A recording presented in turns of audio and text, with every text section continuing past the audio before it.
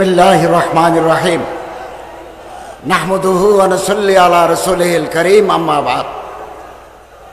ইসলামী সমাজ কল্যাণ পরিষদের ব্যবস্থাপনায় আয়োজিত 5 দিনব্যাপী তাফসীরুল কোরআন মাহফিলের সমাপনী দিবসের মোহতরম সভাপতি হযরত উলামায়ে কেরাম, তৌহিদি জনতা, আল্লাহ তাআলা শুকরিয়া আদায় করি আজকের এই ঐতিহাসিক তাফসীর কোরআন মাহফিলে হাজির হতে পারলাম।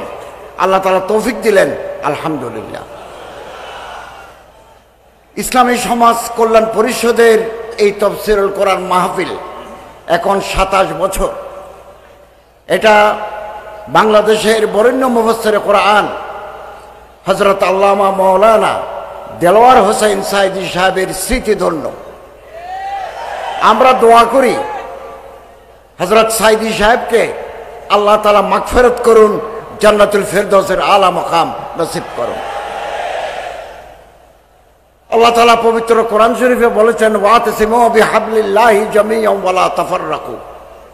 আল্লাহ তাআলা বলেন, তোমরা সম্মিলিতভাবে আল্লাহর রজ্জু হাবলুল্লাহ কোরআনুল করিমকে ধরো, পরস্পর বিচ্ছিন্ন হয়েও না।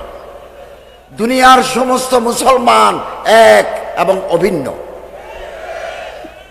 একেবারে রাবাত থেকে জাকার্তা দুনিয়ার যারা কলেমাগো, যারা কোরআনুল করিমের ছায়ায় বড় হয়েছে, তারা এক।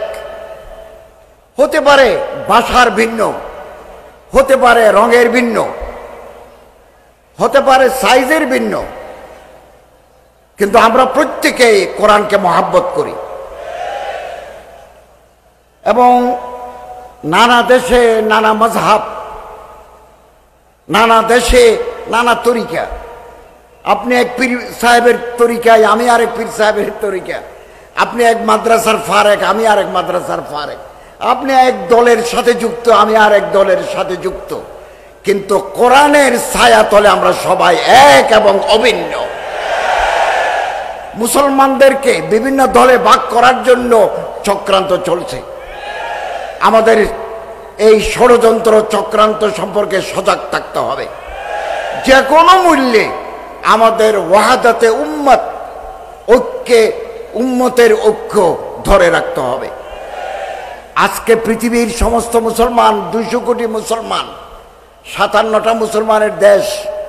আমরা যদি ঐক্যবদ্ধ থাকতে পারতাম, ইতিহাস নতুনভাবে লেখা হতো। বাংলাদেশে 18 কোটি মুসলমান। আর ভেদাভেদ নয়, আর সংঘাত নয়। একতলাপ থাকবে, একতলাপ ছিল, কিন্তু ইত্তেফাক মাল ইখতিলাফ, একতলাপ নিয়েই আমরা ইত্তেফাক হব, মতবিরোধ নিয়েই আমরা ঐক্যবদ্ধ হব। বাংলাদেশের আলেম ওলামা, বিভিন্ন তরিকার বিভিন্ন ধারার আলেম ওলামা, পীর মাশায়েখ, জুআমা, নকাবা, ওরাফা, আমরা যদি ঐক্যবদ্ধ থাকতে পারি, এক চিন্তার অনুবর্তী হয়ে যদি আমরা কাজ করতে পারি, আগামীকাল যে সূর্য উঠবে সেই সূর্য হবে নতুন সূর্য। এবং আমি নয়া দিগন্তে 2019 সাল থেকে নয়া দিগন্তে পোস্ট এডিটোরিয়াল লিখেছি। এবং মুসলমানদের ঐক্য, কওমি আলিয়ার ঐক্য, বারে আর্টিকেল লিখেছি। এগুলো সমাজে ইতিবাচক প্রভাব ফেলেছে। আমাদেরকে বিভক্ত রাখার জন্য চক্রান্ত চলছে। আমাদেরকে সচেতন, সতর্ক থাকতে হবে। এবং ইনশাআল্লাহ আজিজ, কেবল ভোটের ঐক্য নয়, হোক না ভোট কেন্দ্রিক ঐক্য হোক, এমনি আমরা যদি একটু কাছাকাছি আসতে পারি, একে অপরের ঘরে যেতে পারি, একে অপরের সাথে বসতে পারি, এটাও সমাজে ইতিবাচক প্রভাব ফেলবে। আমি আশাবাদী আমরা এই দেশে কোরআনের আদর্শে একটা সমাজ এবং রাষ্ট্র ব্যবস্থা দেখে যাব ইনশাআল্লাহ, ইনশাআল্লাহ। এবং আলেম যারা, কোরআনের উপরে যাদের পাণ্ডিত্য আছে, পারঙ্গমতা আছে, তারা রাষ্ট্র চালালে আমার এই দেশ, ব্যক্তি, পরিবার, সমাজ সোনার সমাজে পরিণত হবে। আমরা যদি সরকার পরিচালনায় দিনদার পরহেজগার আলেম ওলামাদেরকে সম্পৃক্ত করতে পারি রাষ্ট্র পরিচালনায়, তাহলে দুর্নীতি, স্বজনপ্রীতি, লুটের মানসিকতা, অব্যবস্থাপনা বিদায় নেবে ইনশাআল্লাহ।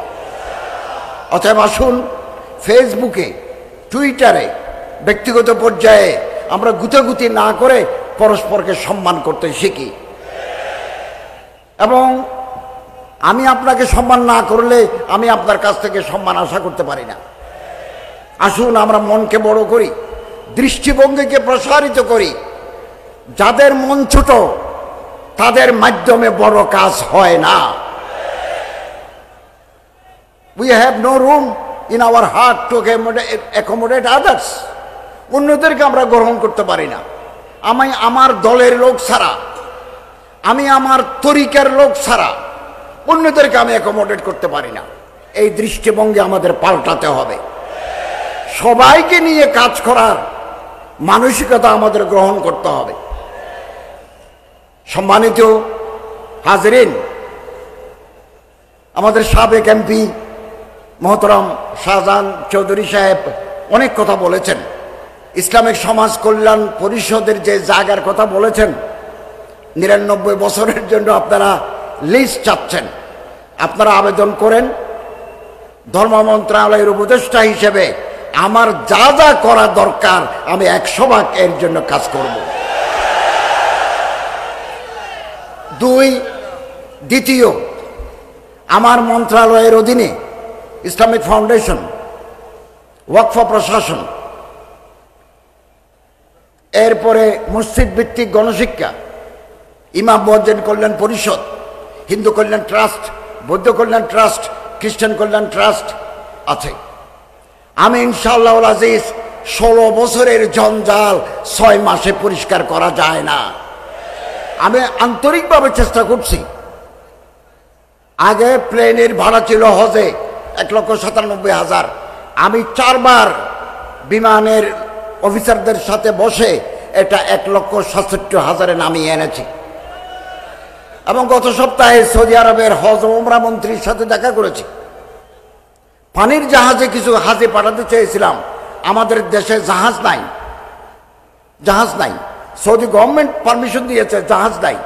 তো জাহাজের জন্য কর্ণফুলী শিপ বিল্ডার, কালকে আমার সাথে কথা হয়েছে, ২০২৫ সালে পারি নাই, ২৬ সালে, ততদিন পর্যন্ত যদি আমরা ক্ষমতায় থাকি ২৬ সালে জাহাজ যোগে হাজি পাঠাতে পারে কিনা প্রাণপণ চেষ্টা করে যাব। এবং আমি এবারও সৌদি হজ মন্ত্রীকে বলেছি ৫০ ভাগ হাজি বাংলাদেশ বিমান বহন করে, ৩৫ ভাগ বহন করে সৌদি আরবিয়া, ১৫ ভাগ বহন করে ফ্লাই নাস। আমি ওনাকে বলেছি কোনো কর্তৃপক্ষ যদি বেশি দামে ভাড়া দাবি করে আমরা থার্ড ক্যারিয়ার নিতে পারি কিনা।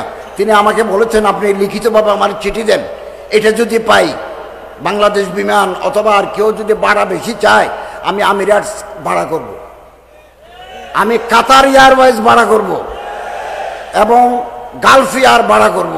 আমার দেশের হাজিরা যাতে একটু কম পয়সায় হজ করতে পারে আমি অত্যন্ত সচেতন। আমার মন্ত্রণালয়ের অধীনে যদি কেউ ঘুষ খায় আপনি যদি প্রমাণ দিতে পারেন আমি তাকে সাসপেন্ড করে দেব। আমি এটা স্পষ্ট করে বলেছি। আলহামদুলিল্লাহ আমি আমার মন্ত্রণালয়ের অধীনে যত ডিপার্টমেন্ট আছে খুব নেককার, পরহেজগার, আল্লাহর বলি, দিনদার লোকদেরকে আমি মনোনয়ন দিয়েছি। আপনারা জানলে খুশি হবেন, Islamic foundation is a board of governors. যাদের পরিচালনায় ইসলামিক ফাউন্ডেশন পরিচালিত হয় এই ৫ জন বড় আলেমের ভিতরে আমি চট্টগ্রাম শাহী জামে মসজিদ সম্মানিত খতিব আওলাদের রসুল হযরত তাহির জাবিরিকে আমি মেম্বার করেছি। আমি এই ব্যাপারে হযরত জনাব শাহজাহান চৌধুরী এমপির সাথে কথা বলেছি। এরকম ৫ জন বড় আলেম পদাধিকার বলে উপদেষ্টা হিসেবে আমি চেয়ারম্যান। এবং আলহামদুলিল্লাহ গত মিটিংয়ে আমরা ইতিবাচক অনেক সিদ্ধান্ত নিয়েছি। ফেব্রুয়ারি মাসে আমাদের আবার মিটিং আছে, হযরত যাবেন, আমরা আরও সিদ্ধান্ত নেব। এবং আমরা এই সিদ্ধান্ত নিয়েছি, বিগত 16 বছরে ইসলামিক ফাউন্ডেশনকে যারা বেচা বিক্রি করেছে, নয়সই করেছে, হাইকোর্টের বিচারপতির নেতৃত্বে তদন্ত কমিটি গঠন করে আইনানুগ ব্যবস্থা নেব। আমরা একমাত্র আমরা আল্লাহকে ভয় করি, আল্লাহর রহমত কামনা করি। এদেশের তৌহিদি জনতা আমাদের সাথে আছে, এটাই আমাদের শক্তি। ইনশাআল্লাহ আজিজ পরামর্শ দেবেন, বুদ্ধি দিবেন, এবং ইসলামিক ফাউন্ডেশনের গভর্নর আন্দরকিল্লায় থাকেন, ওনার কাছে বলবেন, আমাদের কাছে চলে আসবে। এবং যাকে মহাপরিচালক করেছি তিনি একজন আলেম মুফতি, তিনি খুলনা নারী ও শিশু আদালত ট্রাইব্যুনাল নম্বর 3-এর বিচারক, জেলা জজ, দায়রা জজ, ওনাকে এনেছি। ওয়াকফ প্রশাসনে একজন অ্যাডিশনাল সেক্রেটারি দিয়েছি, উনি অত্যন্ত পরহেজগার মানুষ, ঘুষ খান না। এই জঞ্জাল একদিনে করতে পারবো না, তবে জঞ্জাল পরিষ্কার করার কাজ শুরু করেছি। আপনারা আমাদেরকে পরামর্শ দিবেন, আমাদেরকে গাইড করবেন, আমরা যাতে আমার মন্ত্রণালয়, আমার আন্ডার যে আমার মন্ত্রণালয়, এটা যাতে আমি সুষ্ঠু সুন্দরভাবে পরিচালনা করতে পারি, এরকমভাবে আপনারা পরামর্শ দিবেন। আমাদের প্রধান উপদেষ্টা প্রফেসর ডক্টর মোহাম্মদ ইউনূস সাহেব বলেছেন যে আমরা এমন এক নির্বাচন দেব আগামীতে যেটা হবে ফেয়ার, ফ্রি, ইম্পার্শিয়াল, ঐতিহাসিক নির্বাচন হবে আগামীতে। দিনের ভোট রাতে হবে না, দিনের ভোট দিনে হবে। এদেশের জনগণ যাকে ভালো মনে করেন তাকে ভোট দেবেন, ভোট দেবেন। ভোট নিয়ে কোনো কারচুপি হবে না। কোথাও যদি কেউ যদি ব্যালট বাক্স চুরি করে নিয়ে যায়, মুহূর্তের ভিতরে আমরা সেই সেন্টার বন্ধ করে যাব। আপনারা নিশ্চিন্ত থাকুন।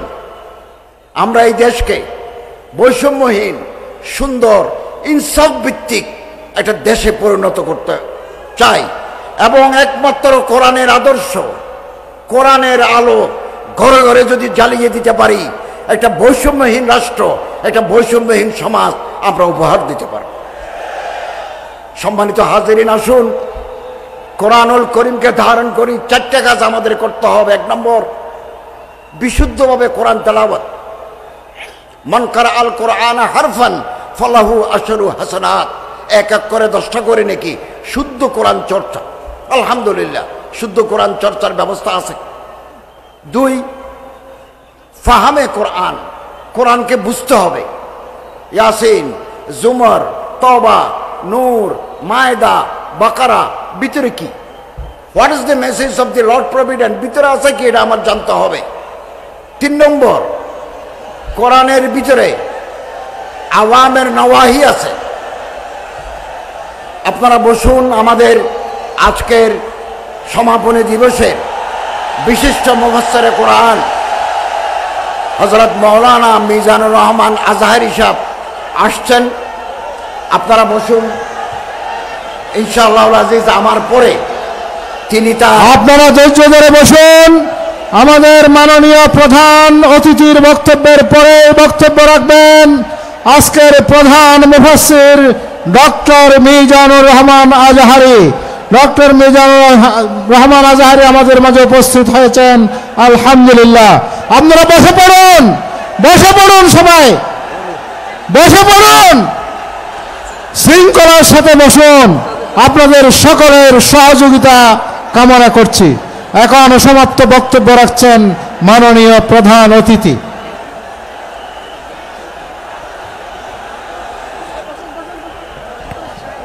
সম্মানিত হাজিরিন, আপনারা বসুন, দয়া করে বসুন। তাফসীরুল কোরআন মাহফিলের শৃঙ্খলা সৌন্দর্য রক্ষা করুন। আমি এখনই আমার বক্তৃতা শেষ করে দেব।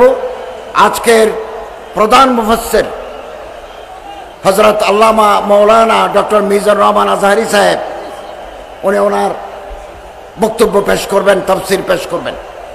সম্মানিত হাজিরিন, শুদ্ধভাবে কোরআন তেলাওয়াত, কোরআন অনুধাবন। 3, কোরআনের আদেশ নিষেধ, আওয়ামের নওয়াহি মেনে চলতে হবে। 4 নম্বর, কোরআন জিন্দা থাকে।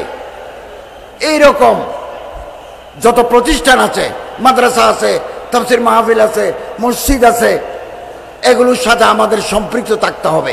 4টা কাজ যদি আমরা করি, কোরআন আমাদেরকে আলোর পথ দেখাবে।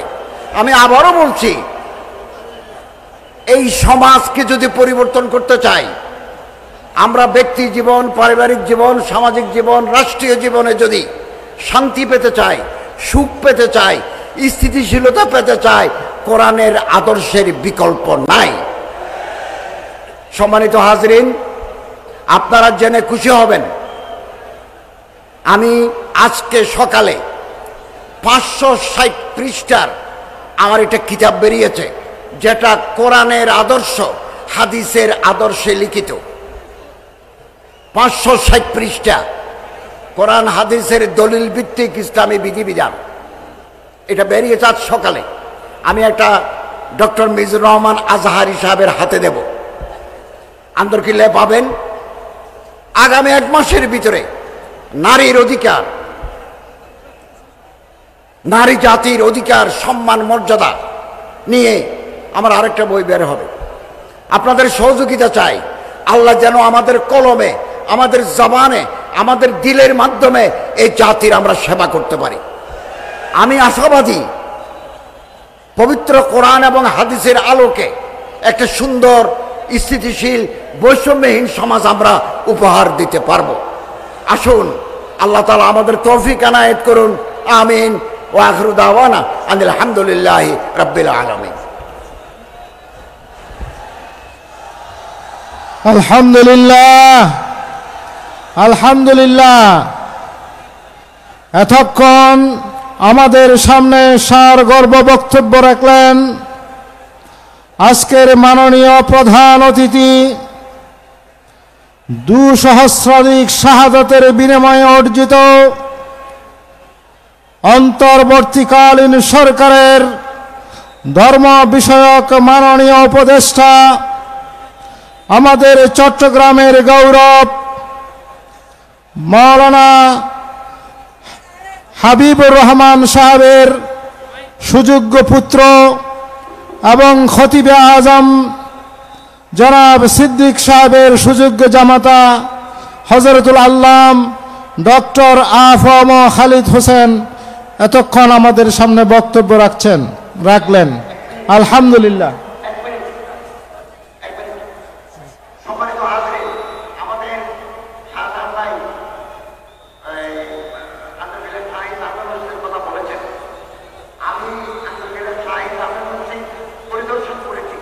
আমাদের ডিজি মহোদয় 2 বার এসেছেন, এক্সপার্ট টিম পাঠিয়েছে এবং আলহামদুলিল্লাহ ড্রয়িং চলছে, ইঞ্জিনিয়ার সাহেবরা আসছেন।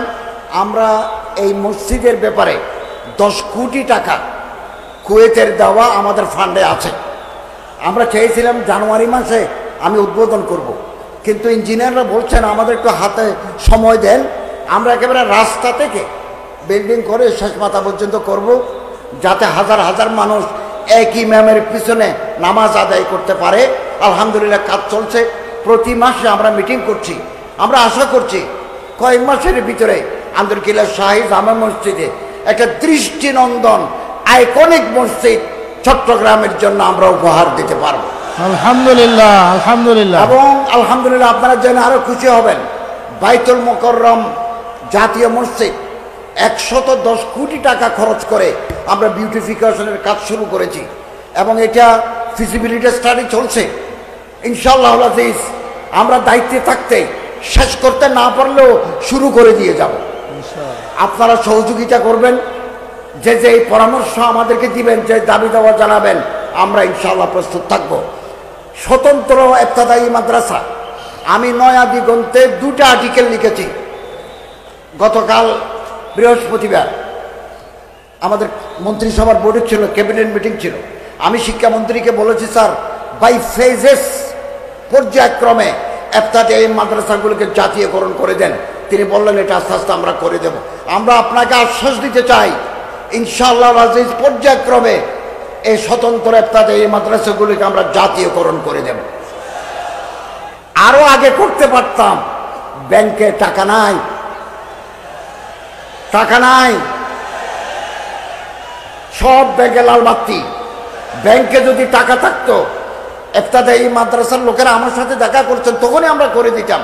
দোয়া করেন এই 6 মাসের ভিতরে যত লেনদেন আমরা করেছি হাজিদের টাকার জন্য আমি পরশু বাংলাদেশ ব্যাংকের গভর্নরকে বলেছি আপনি 288 কোটি টাকার বিপরীতে যত রেয়াল আছে সন্ধ্যার ভিতরে সৌদি আরবে পাঠান।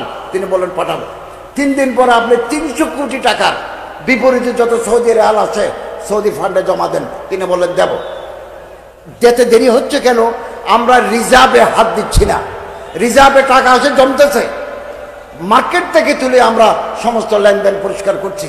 আমরা চলে যাওয়ার পরে যারা আসবেন তারা যাতে ব্যাংক দেশ পরিচালনার ক্ষেত্রে বিপদে না পড়েন, আমরা এরকম একটা সচ্ছল সাস্টেইনেবল ইকোনমি রেখে যাচ্ছি।